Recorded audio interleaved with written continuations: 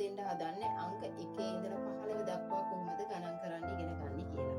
විශේෂයෙන්ම මම කලින් කරපු වීඩියෝ එකේ කරලා තියෙන 1 ඉඳලා 10ට ගණන් කරන හැටි කියලා දෙන්න. මේක 1 ඉඳලා 15ට ගණන් කරන හැටි කියලා දෙන්න තමයි මම හදන්නේ. ඒ වගේම මේක අවුරුදු 3 වගේ ඉඳලා මොන්ටිසෝරි යන දරුවන් දක්වා මේක 1 ඉඳලා 15ට ගණන් කරන්න පහසුවෙන්ම ඉගෙන ගන්න පුළුවන්. විශේෂයෙන්ම විශේෂ අවශ්‍යතා ඇති දරුවන්ට එකම විදියට එකම දෙයක් නිතර කරන්න ඒ අය කැමති නැහැ. ඒ හින්දා විවිධ දේවල් ඒ අය කරන්න කැමති. ඒවෙන් විවිධ විදියට ඉගෙන ගන්නත් කැමති. ඒක හින්දා තමයි මම මේක නිර්මාණය කරලා තියෙන්නේ 1 ඉඳලා 15ට ගණන් කරන්න. මම මේක නිර්මාණය කරලා තියෙන්නේ බිත්තර පෙට්ටියකින්. බලන්න මේ හරිම පහසුවෙන් නිර්මාණය කරගෙන තියෙනවා. මේක සාමාන්‍යයෙන් බිත්තර පෙට්ටියක්. මේක අපි සුපර් මාකට් එකකින් වගේ බිත්තර එහෙම ගන්නවා නම් මේ වගේ පෙට්ටියකින් බිත්තර හම්බ වෙනවා. එතකොට ඒක අපිට නිර්මාණය කරගන්න පුළුවන් මේ සඳහා මම ඒ වගේම මේකට යොදාගත්ත තව කූරු වගේක් මේ ඒව නිර්මාණය කරලා තියෙන කඩදාසි වලින්. මේ තියෙන්නේ බිත්තර පෙට්ටිය මම සිදුරු කරලා මේ සිදුරු වලින් තමයි මේක නිර්මාණය මේ ගණන් කරන්න ඉගෙන ගන්න. විශේෂයෙන්ම අපිට මේක පහසුවෙන්ම මේක උඩින් තියලා දරුවන්ට කියලා දෙන්න පුළුවන් ගණන් කරන විදිය. අපි බලමු කොහොමද කරන්නේ කියලා. මේ 1යි 2යි 3යි 4යි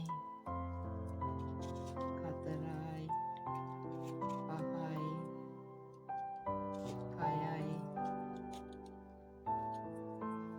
6යි 7යි 8යි 9යි 10යි 11යි 12යි 13යි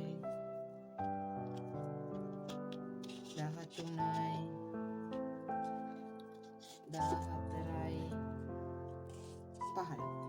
මේ වගේ තමයි ගණන් කරන්න පුරුදු කරලා තියෙන්නේ 1 ඉඳලා 15ට. මේක බිත්තර පෙට්ටිය ගන්න සුපර් මාකට් එකකින් වගේ බිත්තර අපි ගෙදරට ගේනවා නම් සාමාන්‍ය මේක හම්බ වෙනවනේ.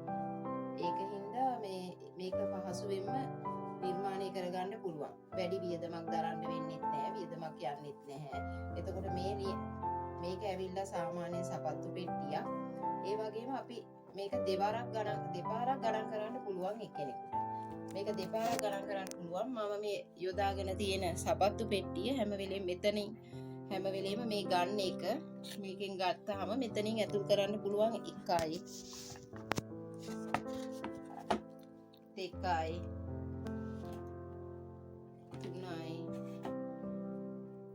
4යි 5යි 6යි 7යි 8යි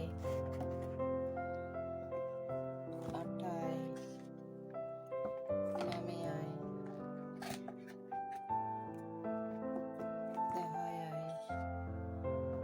12යි 13යි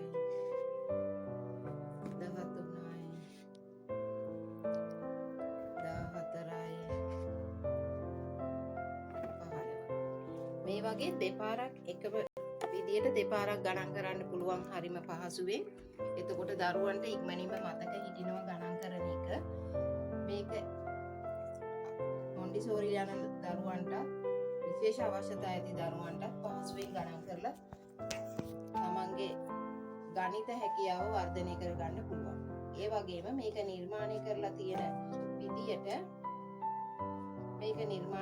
තියෙන විදියට අපිට මේක හැම වෙලෙම පහසුවෙන් රඳව ගන්න පුළුවන් මේ පෙට්ටිය ඇතුලේ.